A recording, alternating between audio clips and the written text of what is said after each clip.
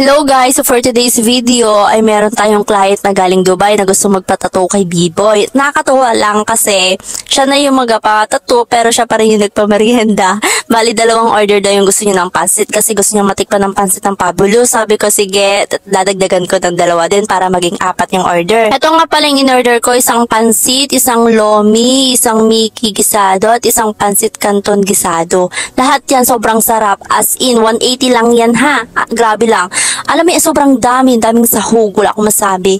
So, ayun lang, balik tayo. Ito nga pala si Ate Cherry. Galing Dubai, bali first tattoo daw niya yan. So, nakakatuwa lang kasi, alam mo yun, kay Jerson niya unang pinagkatiwala yung balat. Ay, taray. Ang kanya nga palang design ay butterfly na colored. Nung una, akala niya masakit kasi napapanood din niya sa ibang mga videos yung mga tattoo. Sabi niya, try daw niya kung masakit nga talaga. So, ayun nga, gusto nga daw niyang subukan. So, yun nga, nailapat na yung karayom sa balat. Eh, sabi niya, hindi naman daw pala masakit. O, diba? First timer pa yan. Lakasan lang talaga ng loob at saka wag mong iisipin na masakit. Ayun na nga at medyo tapos na yung 1/4 ng pakpak. Habang tinatapos ni Bibo yung kalahati ng pakpak, sabi ko sa kanila, magmerienda muna kayo, tikman ninyo yung luto ni Kuya sa Fabulous. So, nasarapan silang lahat. Kung order kayo, sulit yung 180 pesos nyo kasi good for 3 persons na yon. Ito nga pala yung asawa ni Ate Cherry, si Kuya Dennis. Fabulous! Fabulous? Ay, daw, tingnan natin. Sarap yan, masarap ang pansit dyan. Ay, yan, Masarap ang pansit dyan. Yun. Lumi.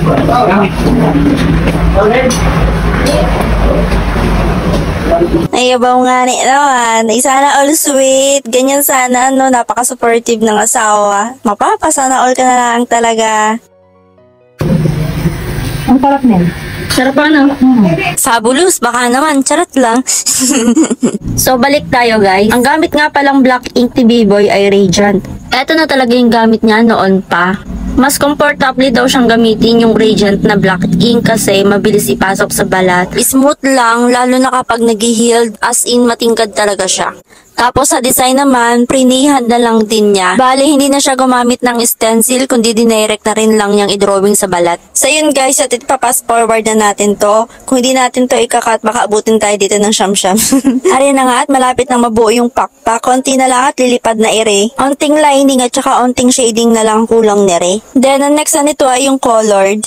O diba, pa-chill-chill lang si ate, hindi nasasaktan. Sabi niya, ang technique lang daw para hindi daw niya maramdaman yung sakit, manood lang daw siya. At saka hindi niya pinapakinggan yung tunog ng pentay. Kasi kung papakinggan mo nga naman daw, mararamdaman mo talaga yung tusok ng mga karayom. At saka alalay na rin ng tattoo artist. Syempre, dapat tanungin mo din kung masakit ba. Hindi yung banat lang ng banat ng tattoo. Hindi mo alam yung iyo palang natatuan, talagang sasaktan na. Baka ang mangyari, imbis na bumalik sa iyo, madala na. At saka dapat quality din ang gawa para balik-balikan ka ng mga customer mo. Lalo na kapag may concerns yung mga customer mo regarding sa mga tattoo nila, kailangan dapat sinasagot mo. Huwag din dapat maging isnabero. Hindi porke tatatoon mo na wala ka ng pakialam. Hindi ganon. Kasi ang mangyayari, mawawalan ka ng kliyente. Lalayo sa'yo lahat ng mga customer mo. Kaya dapat pahalagahan mo silang lahat.